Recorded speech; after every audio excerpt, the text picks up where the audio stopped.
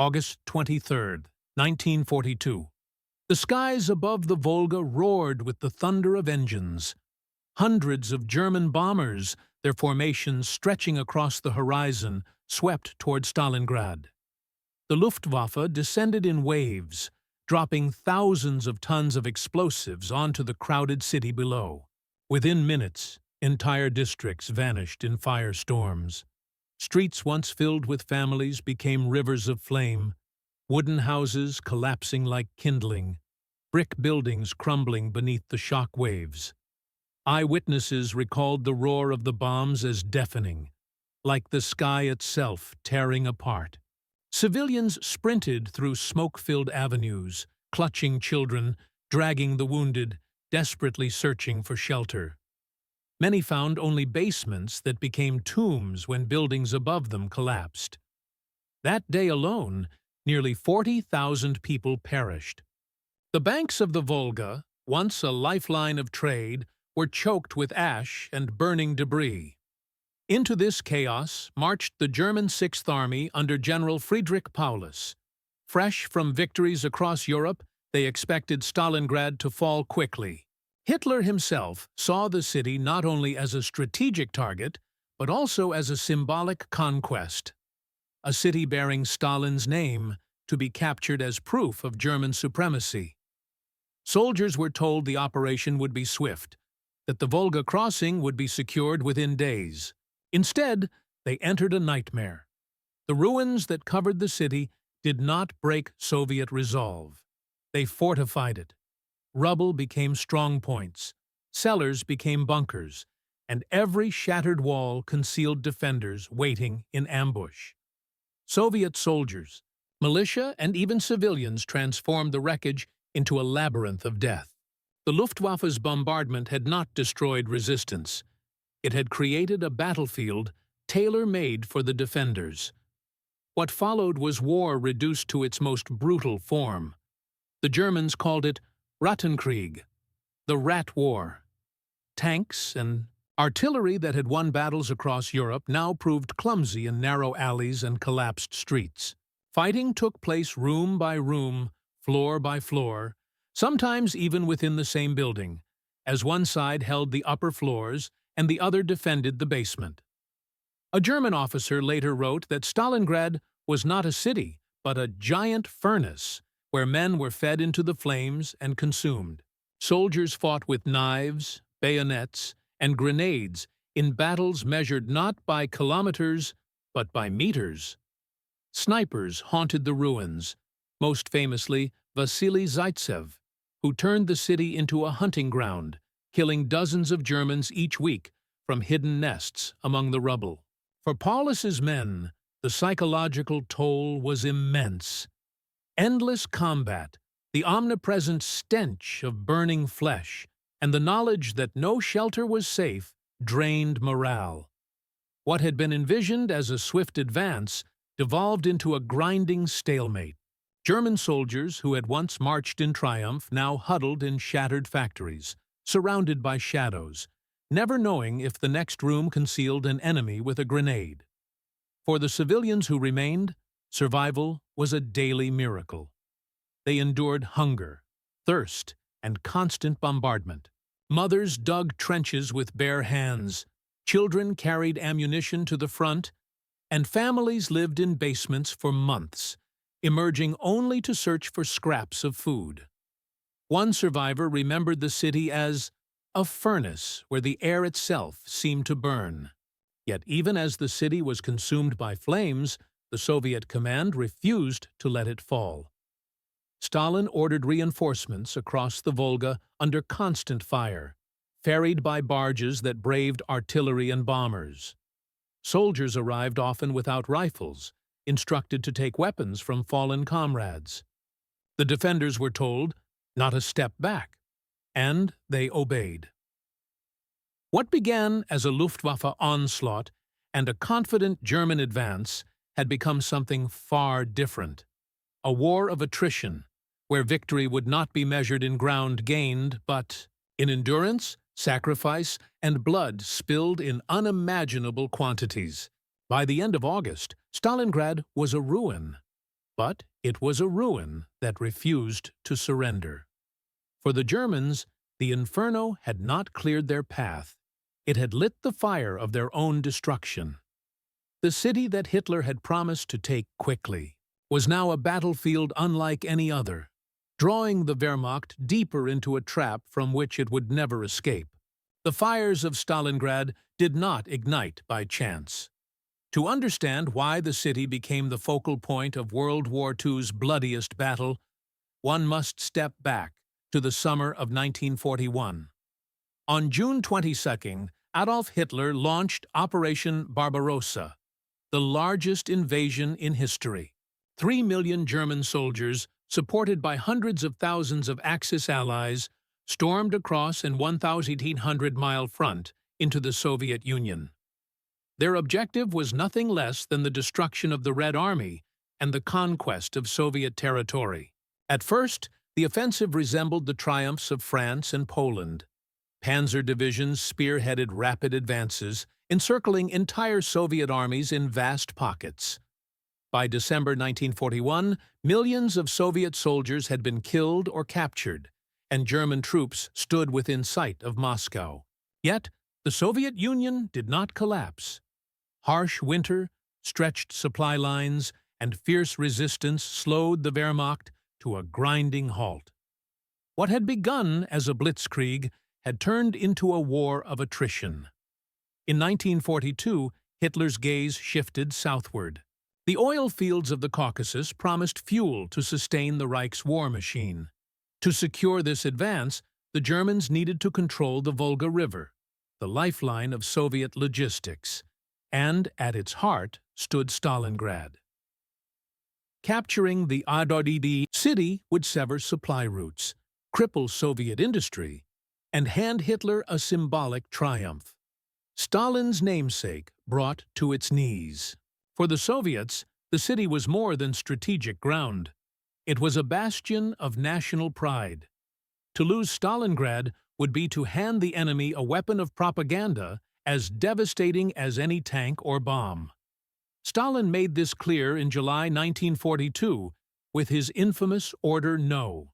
227, not one step back. It forbade retreat without permission, under penalty of execution. Blocking detachments, units stationed behind the front, were tasked with shooting deserters. The message was unmistakable. The city must be held at all costs. The stage was thus set for a clash not just of armies, but of ideologies and wills. On one side stood Hitler, convinced of the invincibility of the Wehrmacht and obsessed with seizing the city that bore his rival's name. On the other stood Stalin, determined to defend it to the last man, willing to sacrifice millions if necessary. By late summer 1942, German forces of Army Group South advanced in two prongs, one toward the Caucasus oil fields, the other toward Stalingrad. General Friedrich Paulus's 6th Army spearheaded the assault, supported by General Hoth's 4th Panzer Army. They pushed across the steppe, crushing resistance in their path. Villages burned, Soviet defenders retreated eastward, and German soldiers believed final victory was within reach. Yet signs of strain were already visible. Supply lines stretched thin across hundreds of miles of hostile territory. Soviet counterattacks harassed German flanks, and the Red Army's capacity to replace its losses remained astonishing. For every unit destroyed, another seemed to emerge from the endless expanse of Soviet manpower. Eyewitnesses on both sides sensed that something more than strategy was at play. A German officer wrote that Hitler spoke of Stalingrad as if it were already ours, a jewel to be plucked from the Volga. A Soviet soldier later recalled, "We knew this city was a symbol. To surrender it would mean surrendering the motherland itself." As Paulus's forces approached the outskirts of Stalingrad in August 1942, confidence radiated through German ranks. They expected a swift collapse, but Stalin had ordered reinforcements across the Volga, pouring men and supplies into the crumbling city, despite withering Luftwaffe bombardment. Soviet commanders, including General Vasily Chuikov of the 62nd Army, prepared to make every ruin a fortress. What began with sweeping movements across the Russian steppe now narrowed into a single, brutal objective. Hitler demanded the city at all costs, while Stalin demanded its defense at any price. The fate of millions would hinge on the battle to come. Stalingrad was no longer just a waypoint in the German campaign for the Caucasus. It had become the crucible in which the future of the Eastern Front, and perhaps the entire war, would be decided. By September 1942, Stalingrad was no longer a city in the conventional sense. The Luftwaffe's bombardment had reduced whole districts to heaps of stone and twisted iron. Streets vanished under rubble. Buildings stood hollowed out like burnt shells, and the Volga River glistened darkly, carrying both supplies and corpses downstream. Yet amid this devastation, the ruins themselves became fortresses. German Sixth Army soldiers, confident in their superiority of arms, pushed forward with tanks and artillery, expecting the Soviets to collapse. Instead, they found themselves drawn into a nightmare of close-quarters combat. Every shattered wall concealed riflemen. Every basement held machine gun nests. Soviet soldiers, often reinforced by hastily armed civilians, turned each block into a killing zone. For every meter gained, the Germans paid in blood. The fighting soon acquired a grim nickname: Rattenkrieg, Rat War. Battles raged room by room, floor by floor, sometimes with enemy soldiers separated only by a single wall. Grenades were hurled through doorways, flamethrowers flushed out defenders from cellars, and knives replaced rifles when ammunition ran out. "We fought for every stairwell, every corner," one German soldier later recalled. The scale of brutality defied comprehension. Snipers became legends in this apocalyptic landscape. Soviet sharpshooters, camouflaged among the ruins, exacted a relentless toll. The most famous was Vasily Zaitsev, who stalked his prey with patience and precision. Hidden in the skeletons of factories and collapsed buildings, he recorded dozens of confirmed kills in a matter of weeks. German soldiers whispered of invisible hunters who watched from shattered windows, striking without warning. Factories themselves became battlegrounds. The Red October Steel Works, the Barakati Gun Factory, and the tractor plant continued production, even as artillery shells tore through their walls. Workers forged weapons by day and fought as soldiers by night. In some cases, tanks rolled off the assembly line directly into combat only a few yards away. For the Soviets, there was no clear line between civilian and soldier. The city itself was mobilized for survival. Eyewitness accounts describe scenes of indescribable horror. Streets piled with corpses, frozen where they fell. The stench of death mingled with the acrid smoke of gunpowder and burning flesh. One survivor wrote that the living and the dead lay side by side, indistinguishable in the rubble. For civilians trapped in basements, daily existence was a cycle of hunger, thirst, and fear. They carried ammunition to the front lines, dug trenches with bare hands, and searched desperately for water in the shattered pipes of their ruined homes. For German soldiers, Stalingrad defied the logic of previous campaigns. Blitzkrieg had thrived on movement, speed, and surprise. But in Stalingrad, the battlefield refused to move. Tanks bogged down in debris. Aircraft struggled to identify targets in the smoke. Firepower that once shattered armies now reduced itself to localized duels across factory floors. What had begun as a confident advance dissolved into a quagmire of attrition. General Vasily Chuikov, commander of the Soviet 62nd Army, perfected the strategy of fighting at close quarters. He ordered his troops to cling tightly to German positions, reducing the effectiveness of enemy artillery and airstrikes. "Hug the enemy," he told his men. This tactic turned the city into a series of knife fights, stripping the Germans of their technological advantage. The Soviets, despite immense casualties, held on to every scrap of ground. Psychological strain weighed heavily on both sides. Endless shelling deprived men of sleep. Frost-bitten fingers clutched rifles as, "Behind us is the Volga. There is no land beyond," one soldier remembered thinking. The city became a symbol of defiance, not just for the Soviet Union, but for the world watching. By the end of autumn, Stalingrad was a city of rubble and blood, a battlefield that consumed men like a furnace. But still, it held. The Germans had clawed their way into its heart, but they had not broken it. And as the winter winds began to sweep across the steppe, the trap was quietly closing around them. By November 1942, the frozen ruins of Stalingrad had become a graveyard of men and machines. The German Sixth Army, under General Friedrich Paulus, still pushed forward among the rubble, convinced that final victory was near. But far from the ruined city streets, the Red Army was preparing a strike that would change the course of the war. On November 19th, under skies heavy with snow, the thunder of Soviet artillery shook the steppe. This was the opening of Operation Uranus. Instead of hammering directly at the German strongholds in Stalingrad, Soviet generals Zhukov, Vasilevsky, and Rokossovsky aimed at the flanks, guarded not by German veterans, but by poorly equipped Romanian and Italian divisions. Armed with obsolete weapons and thin defenses stretched across miles of open plain, these troops were no match for the massed Soviet armor that now descended upon them. T-34 tanks smashed through trenches, crushing wire and scattering infantry. Entire Romanian units collapsed within hours, retreating in chaos or surrendering en masse. "We had no chance against them," one survivor admitted years later. "Their tanks came like waves, and our guns could not stop them."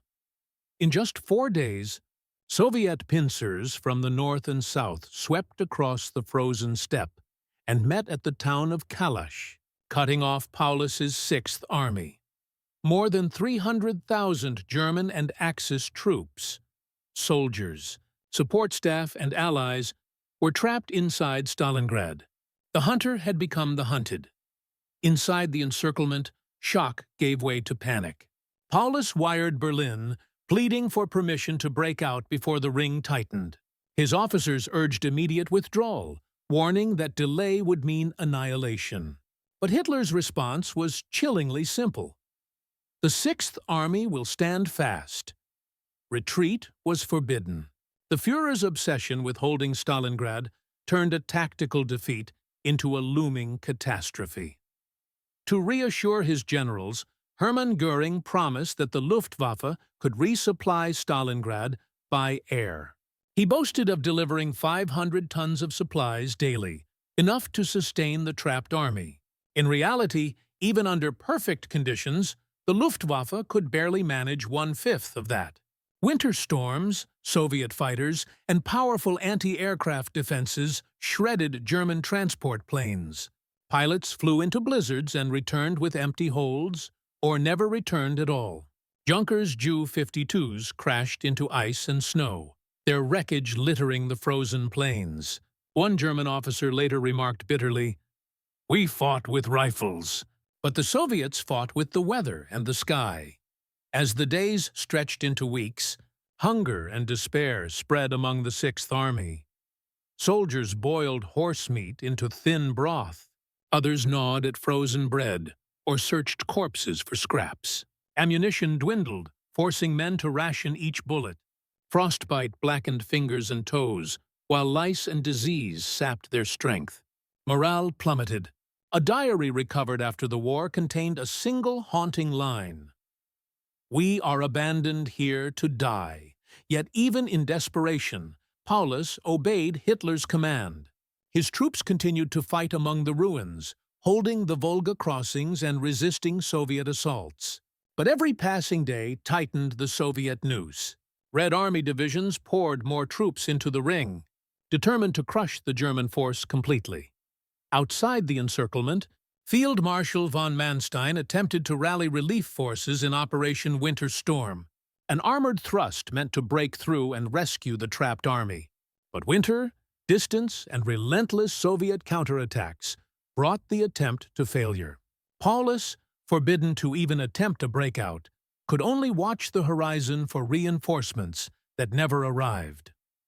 By December, the men of the Sixth Army understood the truth. They were not merely cut off, they were doomed.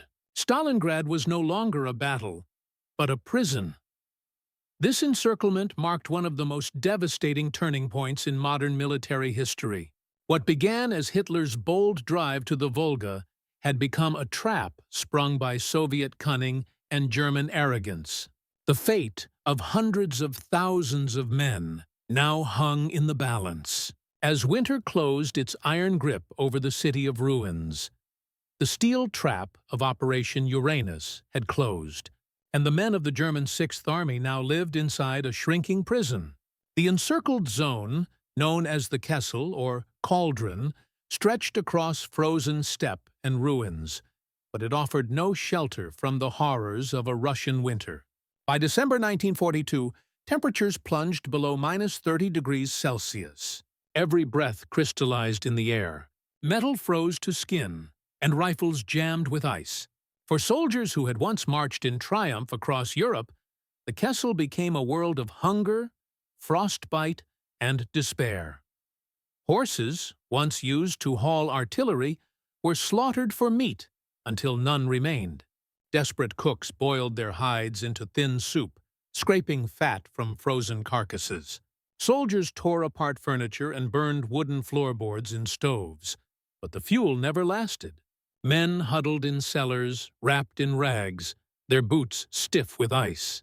Frostbite spread mercilessly, turning fingers black and brittle, robbing men of the ability to even hold a weapon. We had no winter clothes. Meanwhile, Soviet artillery pounded the Kessel daily, raining shells on villages, bunkers, and dugouts. Each barrage left new rows of bodies frozen where they fell, half buried in snow. Ammunition dwindled so badly that some units had fewer than 10 bullets per rifle. Mortars fell silent for lack of shells. Even machine guns, once symbols of German firepower, were abandoned when belts of ammunition ran dry. Despite this collapse, Hitler's voice reached the Kessel by radio. He insisted that the Sixth Army hold firm, promising that relief was coming. That relief came in the form of Operation Winter Storm, an armored thrust led by Field Marshal Erich von Manstein. In mid-December, German panzers clawed their way across the steppe and reached within 30 miles of Stalingrad's pocket. For a brief moment, hope flickered in the Kessel. Men whispered that salvation was near, that they might yet break free. But Paulus received no permission to attempt a breakout. Hitler's order was absolute. The Sixth Army would not abandon Stalingrad. Winter Storm faltered under relentless Soviet counterattacks, and the rescue force was driven back. For those inside the Kessel, hope turned to ashes. "We listened to the guns in the distance," one soldier later wrote, "but they never came closer." As conditions worsened, Hitler promoted Friedrich Paulus to Field Marshal in January 1943. It was a poisoned honor, for no German field marshal had ever surrendered in history. The message was clear. Paulus was expected to fight to the death. But inside the cauldron, that death was already taking shape. By late January, the Sixth Army was no longer an army, but a starving mass of men clinging to survival. Soldiers collapsed from exhaustion on the snow and never rose again. Frozen corpses lined the trenches, unburied, their faces twisted in agony. Command posts had no telephones, no fuel, no food.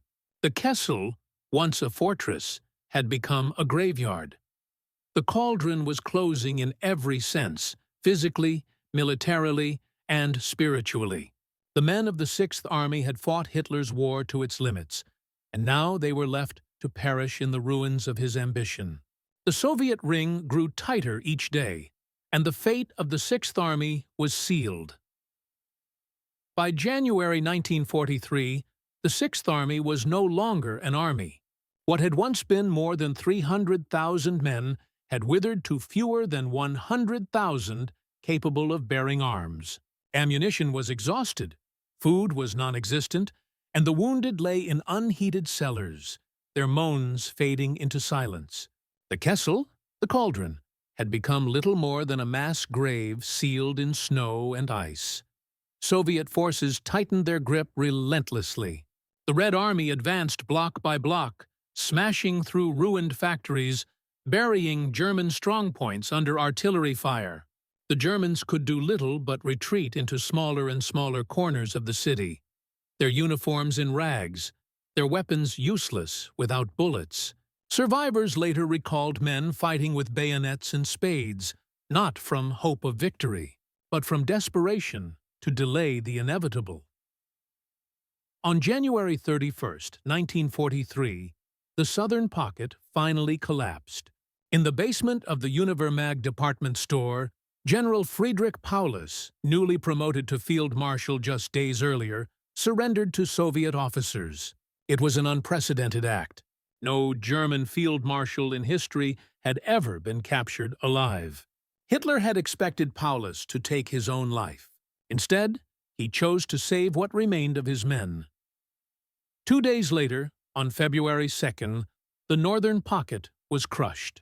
Exhausted soldiers, too weak to resist, stumbled into Soviet captivity. Out of 91,000 Germans taken prisoner, including 24 generals, only about 5,000 would ever return home in the years after the war. The rest perished from starvation, disease, or exhaustion in Soviet camps. For the Germans, Stalingrad was more than a military defeat. It was a psychological collapse.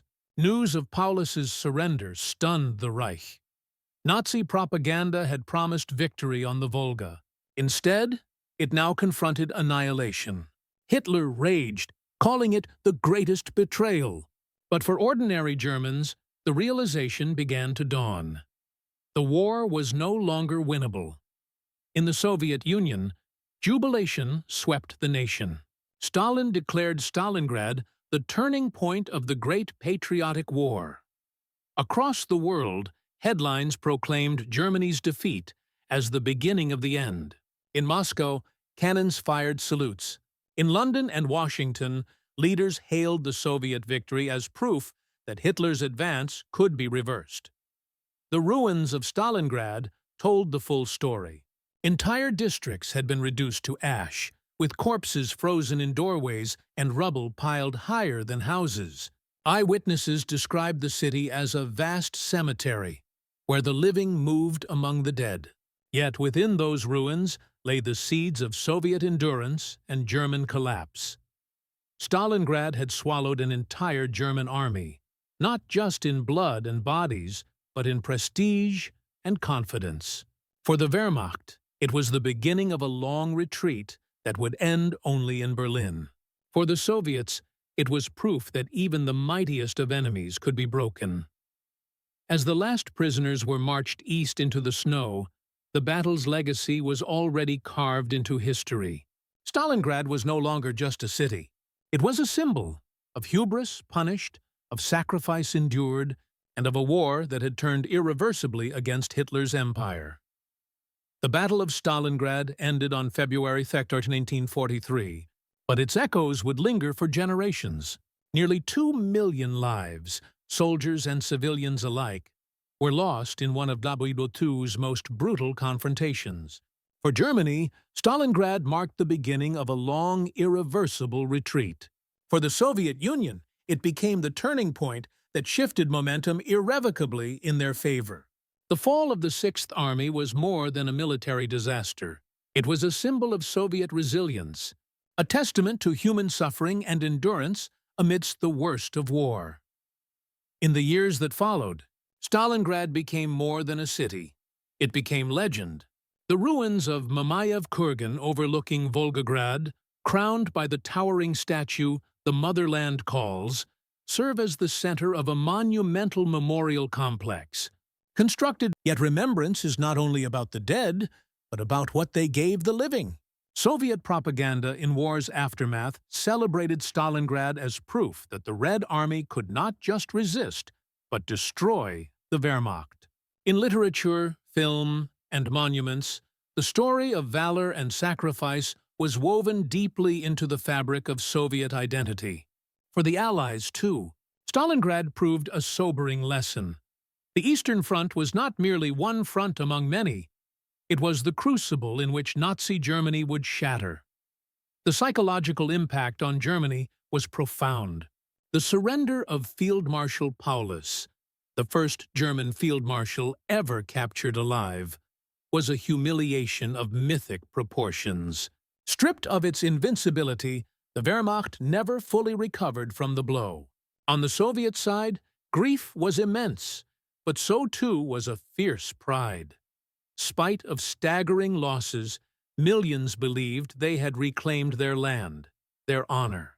Stalingrad came to represent, in both victory and horror, the terrifying cost of total war. Memorials still stand. In Volgograd, pilgrims walk the stairs of Mamayev Kurgan, reading names inscribed in stone, pausing before the eternal flame. Each spring, new remains are discovered, new graves opened, and relatives still lay wreaths. The voices of survivors, veterans or civilians, carry with them memories of bombardments, of cold that froze flesh, of comrades that froze and bled to death. Their stories ensure that the ruins are not just stones, but reminders. Stalingrad's legacy is a stark reminder that power tempered by hubris can collapse, and that resilience can spring from the crucible of suffering. The city that Hitler vowed to take was the place where his army met, a winter it could not conquer, a winter colder than bullets. As we look back on Mamayev Kurgan, watching over Volgograd, the memory of those who died in fire and snow returns us to the inferno of August 1942. Flames and the blood, and warns us that wars, cost is always more than territory. In staring down at those heights, we remember the battle was not just about a city. It was about men and women pushed beyond human limits, about a world forced to witness what happens when ambition collides with endurance. Stalingrad stood. Germany faltered, and history, forever changed, marked the city not as a victor or vanquished, but as a warning carved in brick and bone.